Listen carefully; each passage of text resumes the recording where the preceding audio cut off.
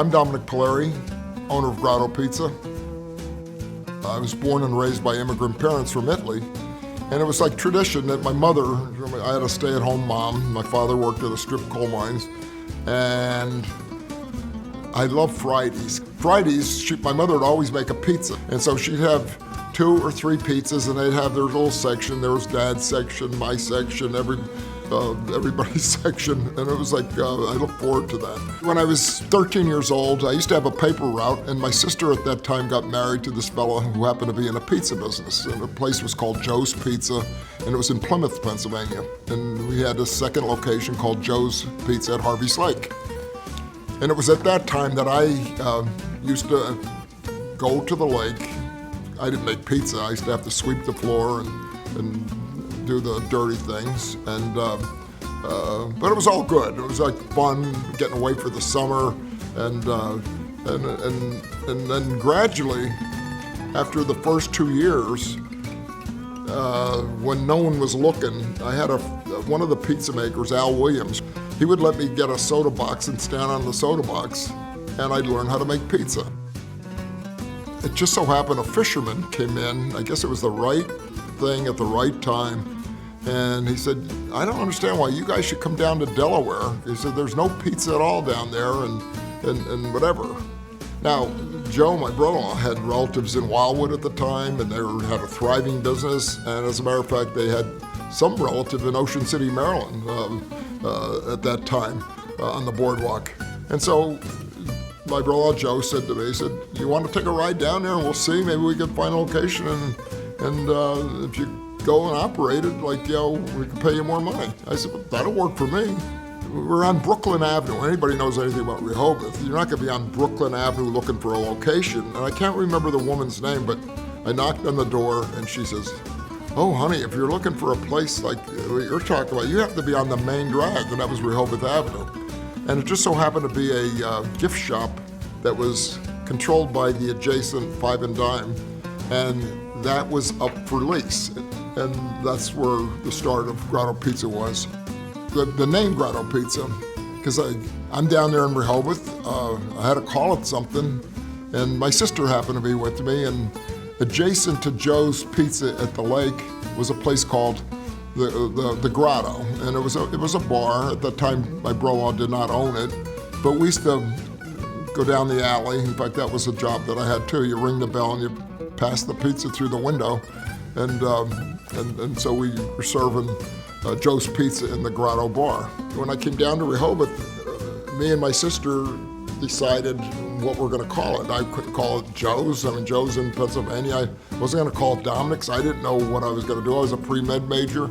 I was going to King's College. Well, I and my sister said, why don't we just call this Grotto Pizza? I said, that's great, because it's Italian. It's not attached to me necessarily. And so we agreed on that, and we called it Grotto Pizza. And that was the beginning of Grotto Pizza in 1960. The first month open was actually kind of humorous in a sense that I was the pizza maker, and my sister, we just basically had a counter, over the counter. The unfortunate part was there were no customers. And she'd stand on the sidewalk in the evening and try to hand samples out. And at that time, it was basically the locals, the tourists hadn't arrived yet, and they didn't know what pizza was. And I used to actually laugh, because they go, no thank you, what is it, Pizza? And they just keep walking. Meanwhile, we're next door to this Dairy Queen, and there'd be lines at night, getting ice cream. And I used to think they're busy and we're not busy, they don't know what pizza is.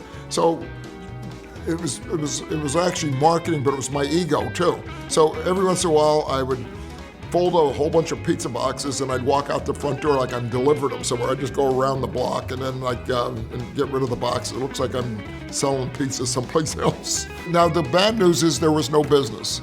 The good news is I'd go to the beach, and now and then my sister would walk up and say, Dom, you have to make a pie for cuts. That would happen maybe once or twice the whole day. And then after that, I'd take my shower and I'd be ready, except there was nothing much to do. And it was very humorous to me. Now, my birthday is July 2nd, and it was the July 1st. By this time, there were some tourists coming into town, and at least they knew what pizza was. They didn't know what Grotto pizza was because we were new. But we would start selling slices, and I remember, because prior to this time, it was not unusual to take in $8. I mean, slices were 20 cents, $8, $9 a day, and but it was on July 1st, 1960. I remember going upstairs and waking my sister up. She had gone to bed, and I was the only one down there, and I checked the registers, and we did $101. We broke the $100 mark, and that was huge. It was all done on sweat labor. There was no capitalization other than the original used oven and an army mixer. That's the capital that started Grotto Pizza. And a lot of sweat labor by a lot of different people, not just myself. In 1962, there was a massive storm that came through the East Coast and literally wiped out the boardwalk. The following year, I always wanted to have a boardwalk location, and what happened was a man, Mr. Papajohn, approached me and said, well, do you want a location on the boardwalk? And I immediately said, absolutely. Now, this is close to the beginning of the season. And I said, well, I need to get a lease. And no, he said, forget the lease, just try it and see and whatever. And so I took a chance, and we went in and we established the boardwalk location. And Arnold ran that one, and I kind of ran the one on Rehoboth Avenue. I mean, it was easy to expand. I mean, when you have wait lines, what does it tell you? There's more people out there that want your product, and then you have space to be able to accommodate them. So, I mean, it was not a difficult decision to make for me. As we go forward, it's extremely important to have systems in place, formalized training.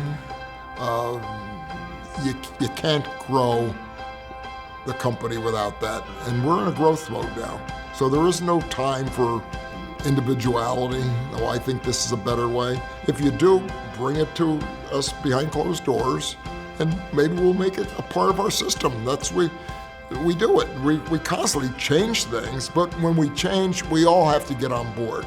It's not gonna be Sally's way, Bobby's way, Dominick's way, Tommy's way. It's the Grotto way. Remember that. The Grotto way. That's how you grow a company. Without that, you can never grow a company. But as long as you have a Grotto uniform on and you're a part of our team, then I expect you to be compliant with whatever your job is. And that's one of the things that we're pushing down on now, because we are in a growth mode. We did a restaurant not too long ago in Gambrills, and that's not we have a huge market acceptability in that whole Maryland area. The tourists that come to Rehoboth, most of them come from Northern Virginia, Maryland, and some from Pennsylvania, and Delaware only has 1 million people in it, like the whole state. Like, they all come to the beach. But the good news is we're 50 years old. There's a lot of people that have been exposed to grottos, and our job is to be able to serve them. We're a service company once again. Every Grotto restaurant should espouse the same philosophy. They should all make people feel like, I can't wait to get there, and whatever, whether they eat the pizza in Gambrills, Maryland, or in Pennsylvania Avenue, or Rehoboth Beach. It should be the same. That's how a company grows. Without that, it's going to be, oh, I like that Grotto, but I never go to that one. And now you don't have a company, you have individual stores, and then that's just a matter of time, and then they start falling apart. The hospitality goes beyond just service. Hospitality is, you're inviting them into your home. This is their temporary home when they're away from their home. And you want to make them feel comfortable. You want them to feel like they can ask for something. That's what we're about. We're about making sure that the people that come in here that have choices get catered to, because they're at home. Think of them like your family. They are your family.